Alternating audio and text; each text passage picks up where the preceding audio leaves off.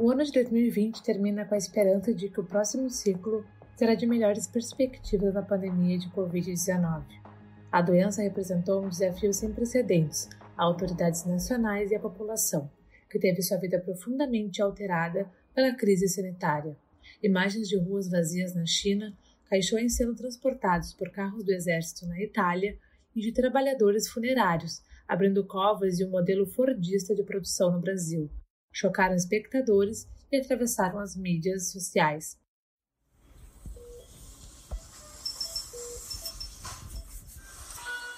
Nem mesmo a morte escapou do vírus que tirou a vida de mais de 1,7 milhão de pessoas ao redor do planeta, sendo 187 mil apenas no Brasil e outras 319 mil nos Estados Unidos.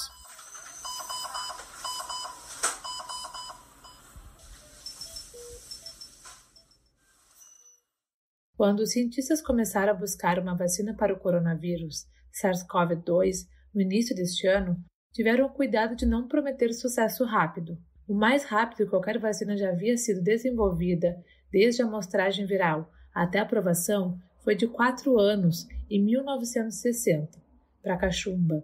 Esperar por uma até o verão de 2021 parecia altamente otimista, mas a comunidade científica foi capaz de desenvolver vacinas tão rapidamente devido a anos de pesquisas anteriores sobre vírus relacionados e maneiras mais rápidas de fabricar vacinas, financiamento enorme que permitiu às empresas realizar vários testes em paralelo e reguladores agindo mais rapidamente do que o normal. The breaking news is that the first coronavirus vaccine has been approved for use in the UK by the Medicines and Healthcare Products Regulatory Agency, that's the MRHA. Desesperados por alívio, diversos países já fecharam acordos para garantir o acesso à vacina. Segundo o Bloomberg, 8,20 bilhões de doses já foram reservadas. No entanto, não é suficiente inocular uma população global de cerca de 7,8 bilhões de pessoas, porque a maioria dos imunizantes precisam de mais de uma dose. Isso seria o suficiente para cobrir mais da metade da população mundial, se doses fossem distribuídas uniformemente. Isso, no entanto, não aconteceu. Os países ricos acumularam as doses. Os requisitos de armazenamento tornaram algumas vacinas difíceis de serem entregues em lugares distantes. Até o momento, mais de 2,1 milhões de pessoas já foram vacinadas em todo o planeta. É o início da maior campanha de vacinação da história e um dos maiores desafios logísticos já enfrentados. A expectativa é que esses números aumentem nos próximos anos. No Direto ao Ponto de hoje, nós vamos analisar como está sendo a campanha de vacinação globalmente.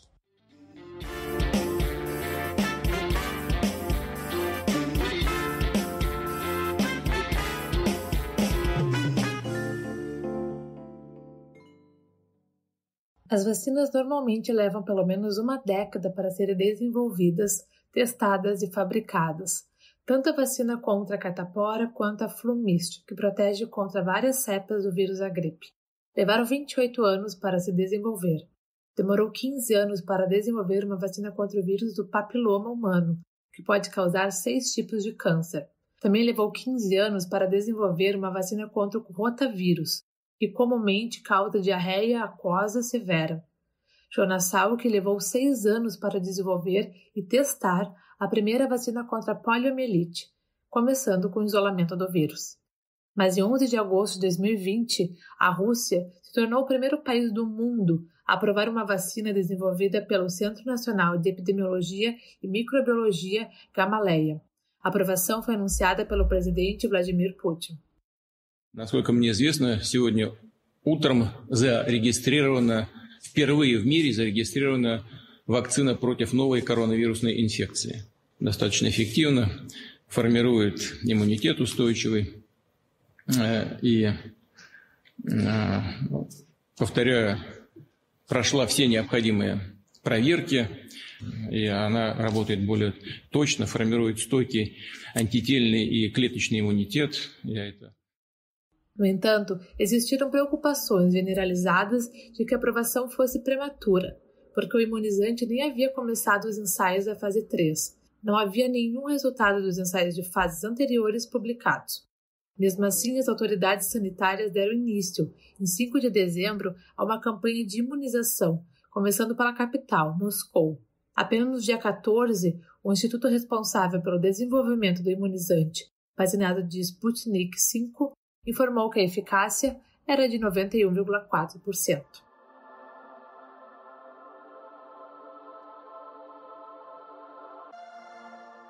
Foi também no início de dezembro que os grandes laboratórios anunciaram excelentes resultados em grandes ensaios. Em 2 de dezembro, uma vacina fabricada pela farmacêutica norte-americana Pfizer com a empresa de biotecnologia alemã BioNTech se tornou o primeiro imunizante totalmente testado a ser aprovado para uso de emergência no Ocidente. O Reino Unido começou no dia 7 a sua campanha, com os profissionais de saúde na linha de frente e os residentes de lares de idosos como os primeiros a serem vacinados.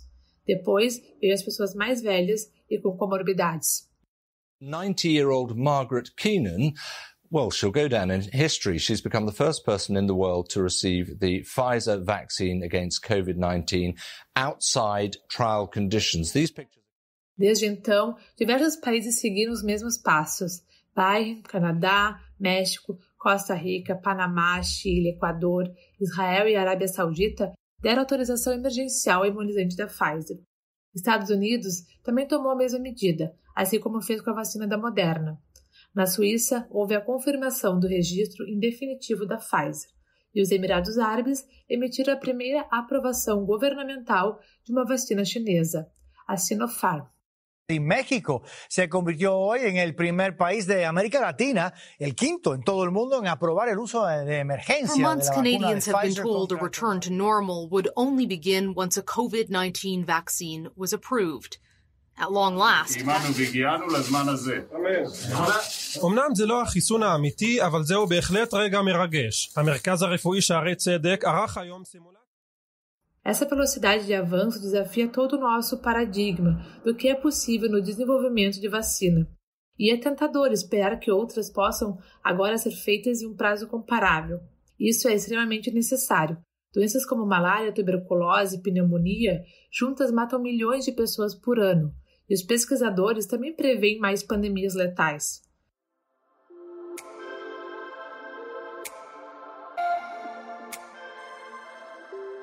Hoje, Direto ao Ponto recebe o meu colega, o jornalista e pós-graduando de Estratégia e Relações Internacionais Contemporâneas na URGS, Eric Halpe, para discutir um pouco mais sobre o tema. Olá, Eric, que honra estar dividindo o programa novamente contigo.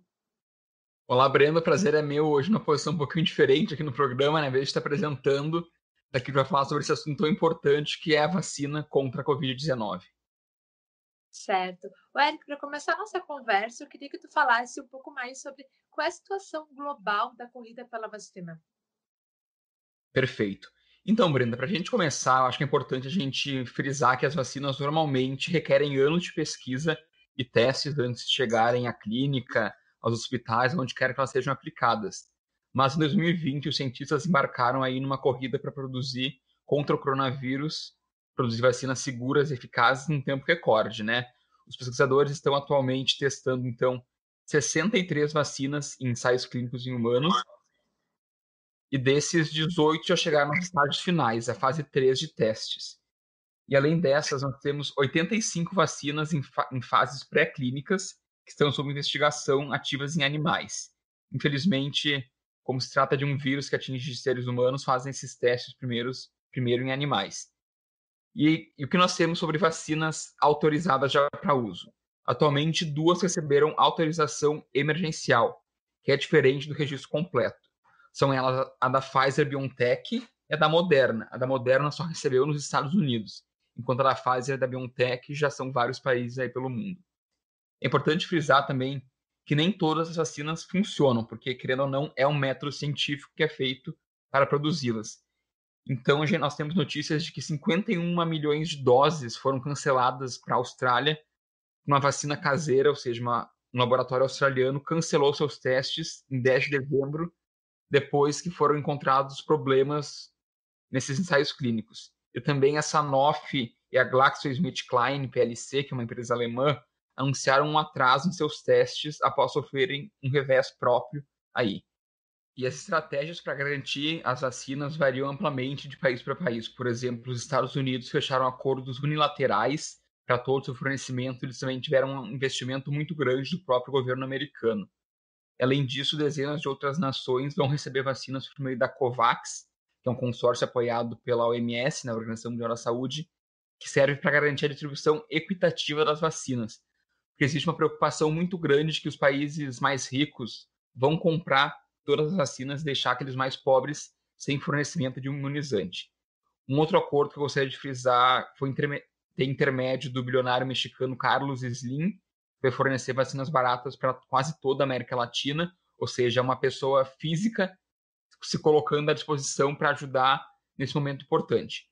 E aqui no Brasil, a gente tem 2 acordos bilaterais em andamento para acessar futuras vacinas contra a Covid-19. Primeiro, a gente tem um compromisso de compra e transferência da Coronavac, que é a vacina chinesa que foi firmada pelo governo de São Paulo, junto com o Instituto Butantan. E a outra é do governo federal, que firmou contrato com a vacina desenvolvida pela Universidade de Oxford, no Reino Unido, em parceria com a AstraZeneca. E quem vai produzir essa vacina aqui no Brasil é a Fiocruz e o Biomanguinhos, que é o seu laboratório. E o caso da Suíça, ele é um pouco diferente dos demais países, né? Eu gostaria que comentasse sobre ele. Isso mesmo, Brenda. A Suíça, ela, diferentemente de outros países, ela deu uma autorização total, ou seja, a Autoridade Reguladora Nacional da Suíça, que é a Swissmedic, ela registrou a vacina, diferentemente do que aconteceu no Reino Unido, nos Estados Unidos e no Canadá, por exemplo, que deram uma autorização emergencial de uso. E essa liberação na Suíça ela ocorreu 2 meses após o recebimento do pedido, e a Swissmedic afirmou que deve começar a imunizar dentro de alguns dias. Atualmente, a Suíça tem cerca de 8,6 milhões de habitantes e garantiu acesso a 15,8 milhões de doses, negociadas com 3 laboratórios distintos. Dessa primeira leva aí da Pfizer com a BioNTech, são 3 milhões, que vão vacinar 1,5 milhão de pessoas, porque ela requer 2 doses, né? Primeira tu toma, depois 3 semanas, 21 dias depois tu recebe a segunda dose. Daí nós temos também 7,5 milhões de doses da Moderna e 5,3 milhões de doses da vacina de Oxford da AstraZeneca, que também precisam de 2 doses cada. E a China, Eric, que né, foi lá em fevereiro foi epicentro da pandemia e foi referência também no início da pandemia, no enfrentamento, né? Conseguiu se organizar muito bem. Como agora o país está se organizando para a vacinação? Então, Brenda, falar sobre a China é uma tarefa bastante difícil, porque as informações que vêm de lá são muito escassas. Mas a gente sabe que atualmente existem na China ao menos 13 vacinas em desenvolvimento no país. E desde novembro o país autorizou especialmente o uso das vacinas Sinovac e da Sinopharm, para elas sejam aplicadas na população considerada de alto risco, em casos como, por exemplo, médicos e profissionais da saúde.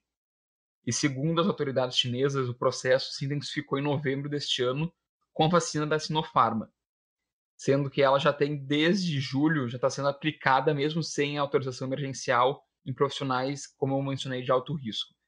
Mas é interessante a gente voltar um pouquinho mais no tempo, quando falaste lá em fevereiro, quando a China estava vivendo uma das piores fases da pandemia no seu território.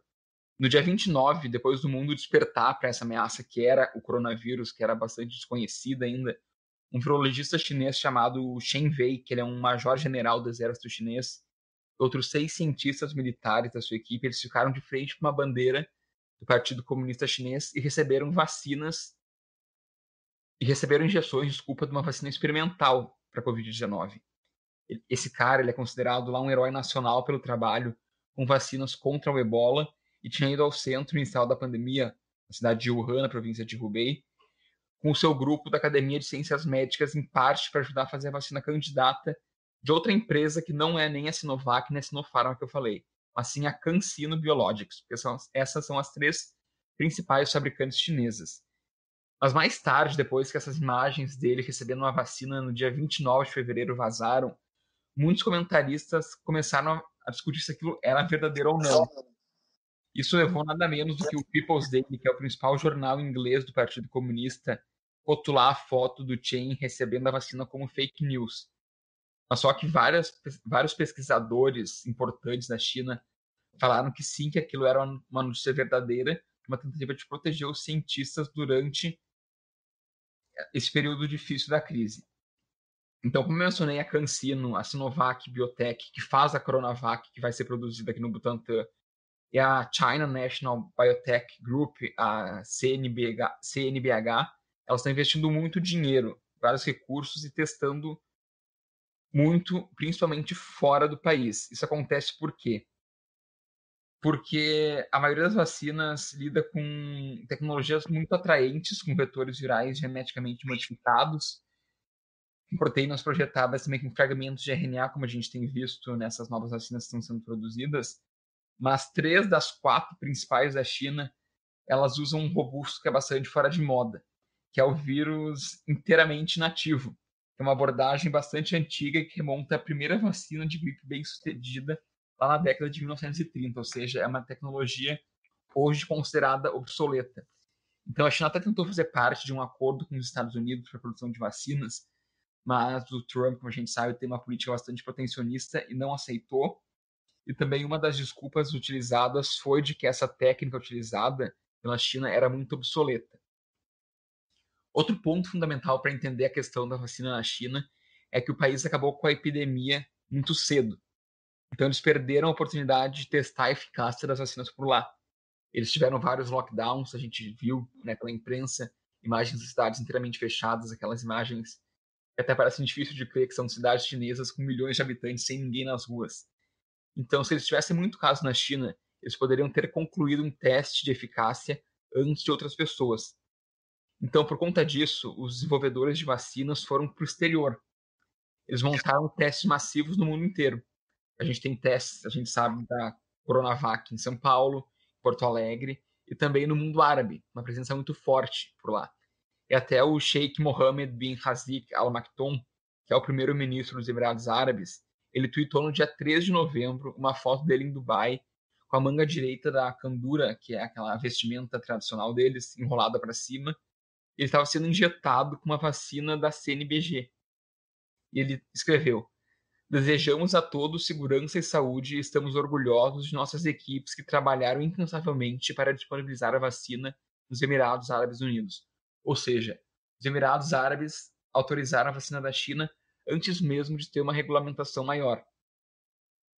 E nesse cenário, a China não está só procurando locais promissores para testes clínicos, mas ela está meio que jogando assim um jogo global ao se comprometer a enviar qualquer vacina sua aprovada a países que estão realizando esses exames experimentais, ou até mesmo compartilhar a tecnologia por trás deles. Porque, como eu falei, eles sabem que eles não precisam de uma vacina para conter a pandemia por lá, porque já está controlado. Eles podem levar as coisas no tempo que eles precisarem. Ou seja, o país está realmente usando a vacina para promover uma diplomacia com seus objetivos da política externa, que os especialistas aí estão chamando de diplomacia da vacina, que vai justamente contra aquilo que eu falei anteriormente do nacionalismo da vacina dos Estados Unidos, que eles estão tentando então preencher esse vazio deixado pelos Estados Unidos. Como eu mencionei, teve a Warp Speed, que é a iniciativa que eles criaram para o desenvolvimento rápido de vacinas.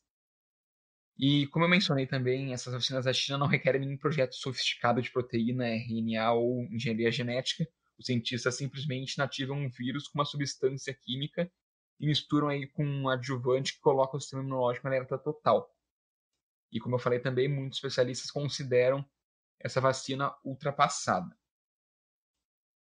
Vou pegar já o gancho que a gente já estava falando dos Estados Unidos, né? Que houve uma certa parte de resistência, né, para a discussão do tema da vacina, muito pautado pelo imunizante da China. Eu queria que tu falasse hoje como é que está a situação lá, que eles já estão vivendo em campanha de vacinação, e também a situação no Canadá, Eric. Então, boa pergunta, Brenda. Interessante, porque a gente vê que nos Estados Unidos teve uma resistência muito grande no começo em relação à vacina. O Trump teve uma certa postura negacionista no começo da pandemia, depois deu uma melhorada e depois voltou a cair. Mas os Estados Unidos, atualmente, eles já têm 2 vacinas aprovadas em caráter emergencial.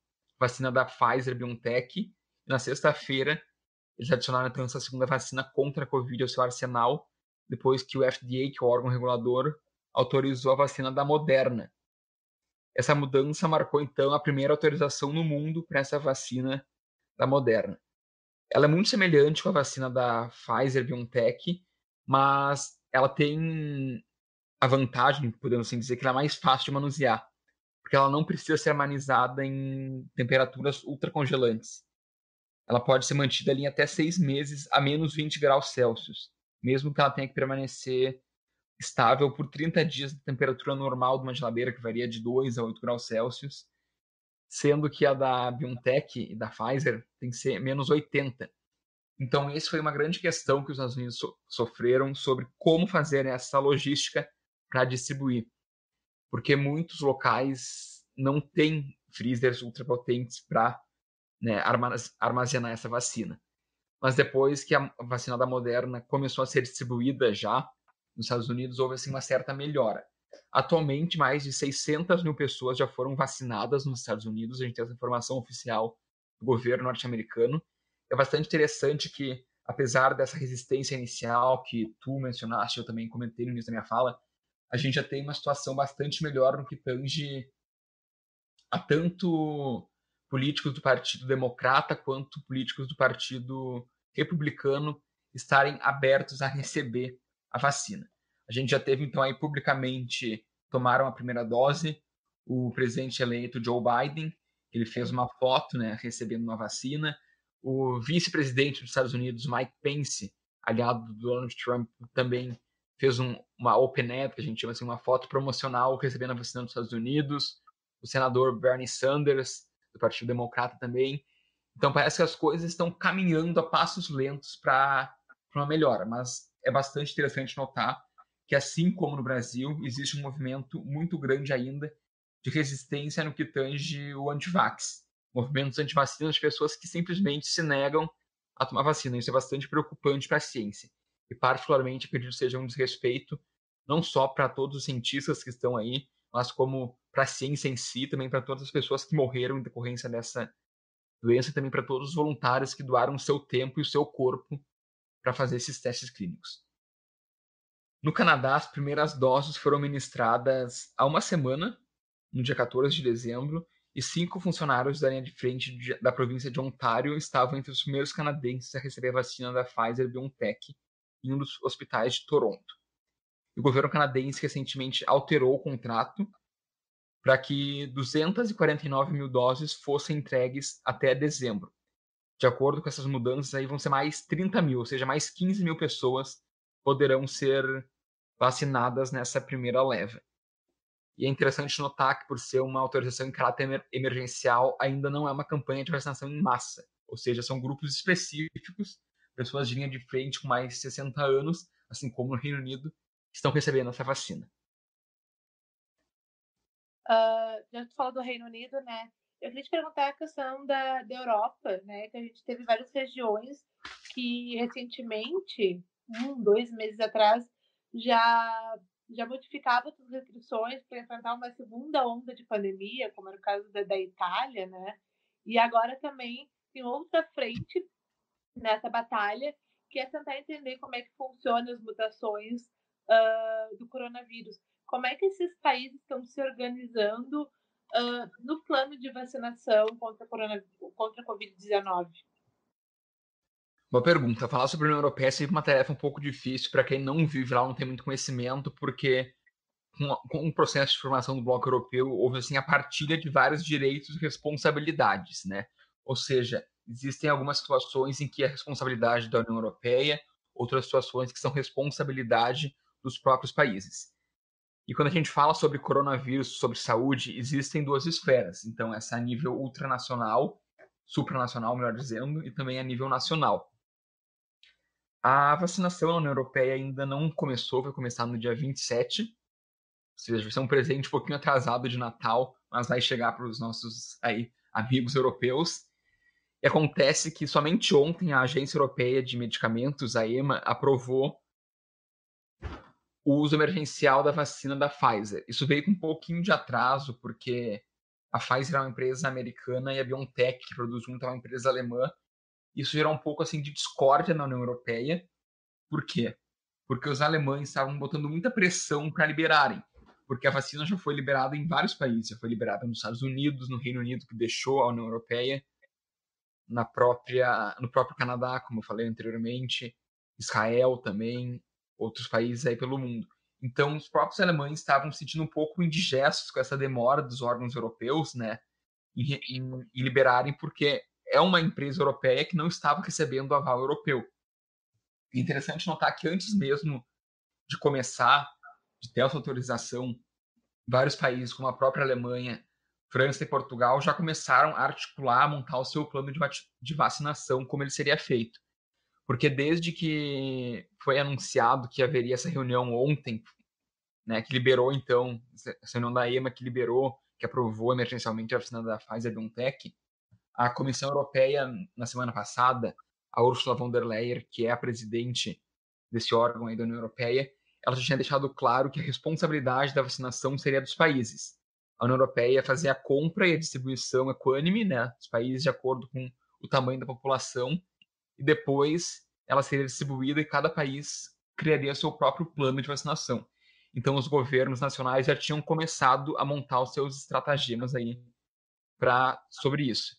E a União Europeia, então, ela comprou 200 milhões de doses da vacina da Pfizer-BioNTech e reservou mais 100 milhões. E essas vacinas do consórcio elas são produzidas na fábrica de Puurs, na Bélgica. E, além disso, há mais 4 vacinas em desenvolvimento, a da Moderna, da AstraZeneca /Oxford, da Janssen, Johnson & Johnson e a CureVac, e que a EMA deve se pronunciar em janeiro sobre a da Moderna. Então, a expectativa é de que em janeiro já tenha uma nova vacina aí aprovada e liberada em caráter emergencial na União Europeia. Ou seja, agora, nesse momento, o que a gente tem, melhor falando? As vacinas da BioNTech Pfizer já começaram a viajar para os 27 países membros da União Europeia. Elas começam a chegar nos dias 24 e 26. Durante esse transporte, que é assegurado pela Pfizer, que não dá detalhe nenhum como está sendo feito isso, porque é interessante notar que a Interpol já mencionou que existe um risco muito grande de tentativa de furto de vacinas, que os crimes internacionais podem crescer neste ano e no próximo ano, tentativas de falsificação, de roubo de vacinas. A Pfizer não dá informação nenhuma sobre como está sendo feita, então, esse transporte. Daí, a partir da chegada nos países, elas vão ser distribuídas pelas administrações regionais locais, e cada agrupamento deve receber aí suas doses. Por exemplo, falando sobre Portugal, especificamente, que é o país lusófono de lá, serão pelo menos 22,8 milhões de doses. Eric, e para a gente ter um panorama de como está a situação na África, a que passo anda a compra de vacina, os testes, o plano de imunização nos países africanos?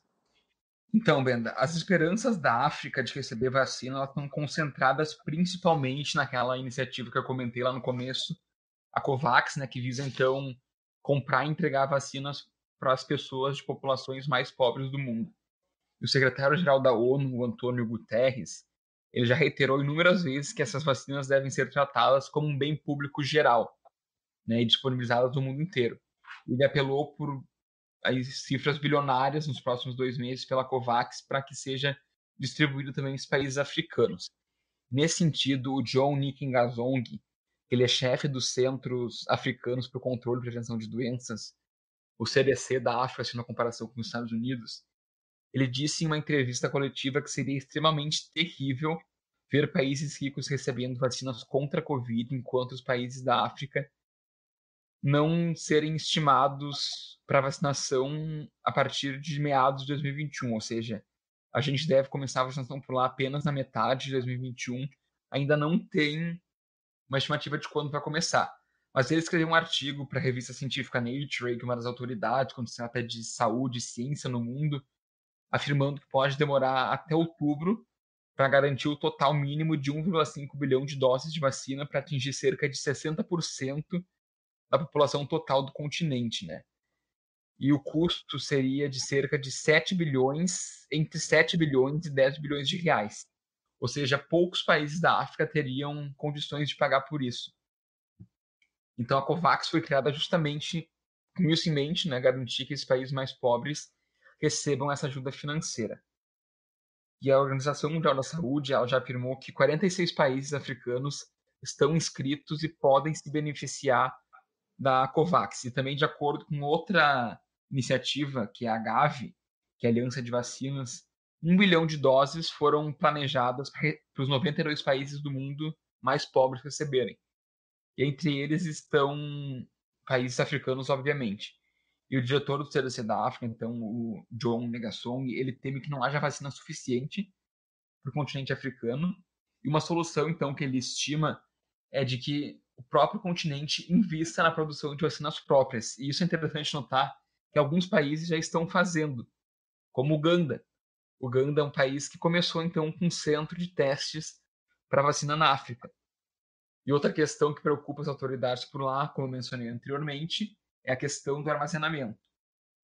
Porque uma das vacinas que fazem parte dessas campanhas COVAX da Gavi é a vacina da Pfizer-BioNTech e a da Moderna, que elas precisam de temperaturas muito baixas para serem mantidas. E esses freezers de temperatura ultra baixa requerem geradores de reserva, né, ou de combustíveis. E acontece que a África é um continente bastante quente, que vem sofrendo com problemas de mudanças climáticas, que as temperaturas estão mais altas ainda. Ou seja, isso vai ser bastante desafiador para o continente africano.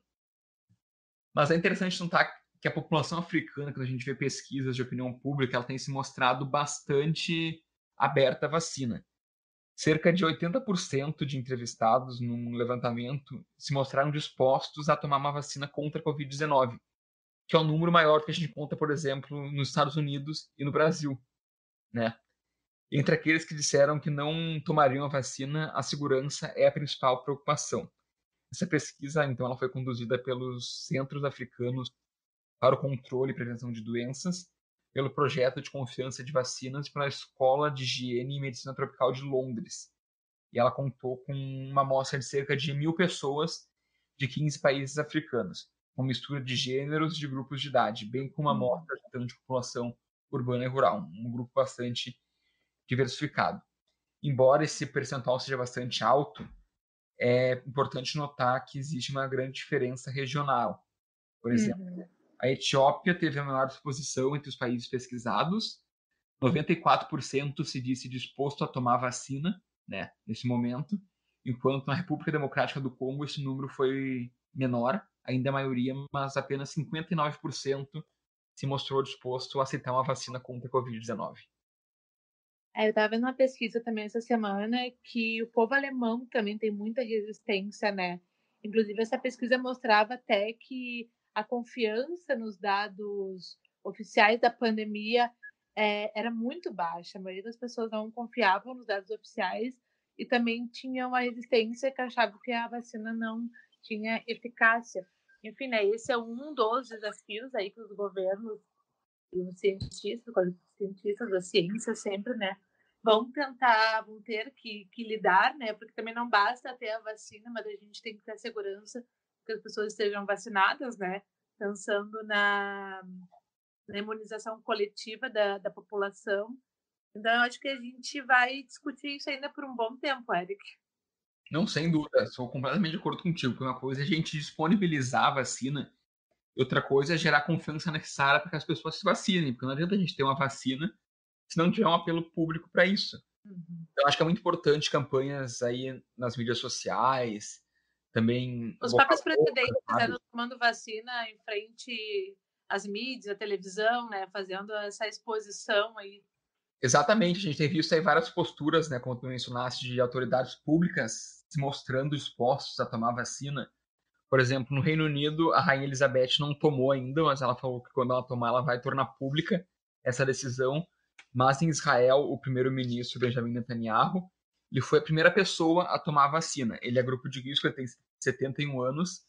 Ele disse que ele não considerava um desrespeito com profissionais da saúde, porque ele, enquanto autoridade pública, ele pediu para tomar junto com o ministro da Saúde, o Yuli Edelstein, para justamente servir de exemplo para as pessoas e encorajar todo mundo a ser vacinado, né?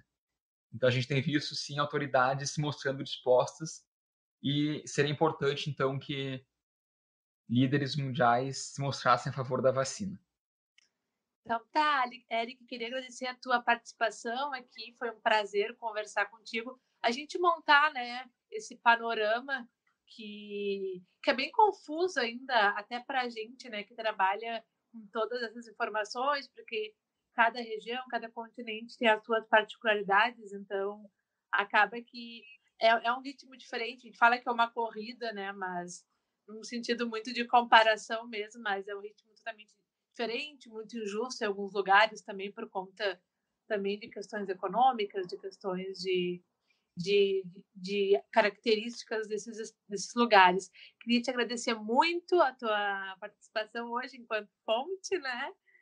E espero que a gente possa conversar sobre esses outros assuntos nos próximos episódios, em 2021, né? Que a gente está se aproximando já. Desejar um Feliz Natal também. Muito obrigado, Brenda. Obrigado pela oportunidade de falar um pouco mais sobre esse assunto que eu tenho pesquisado aqui nas minhas pesquisas de pós-graduação, como essa geopolítica da vacina tem se mostrado no mundo. Um Feliz Natal para todo mundo e um bom ano novo também. E não se esqueçam que mesmo após a vacina a gente tem que continuar mantendo os hábitos, né, de distanciamento social, uso de máscara, até porque as vacinas requerem 2 doses, então são 3 semanas de diferença, e mesmo assim existem mutações no vírus que podem ter algum efeito, então cuidado sempre. O Direto ao Ponto dessa terça-feira fica por aqui. A apresentação foi de Brenda Fernandes, com contribuição de Eric Halpe e edição de Alifa Alencar. Até a próxima!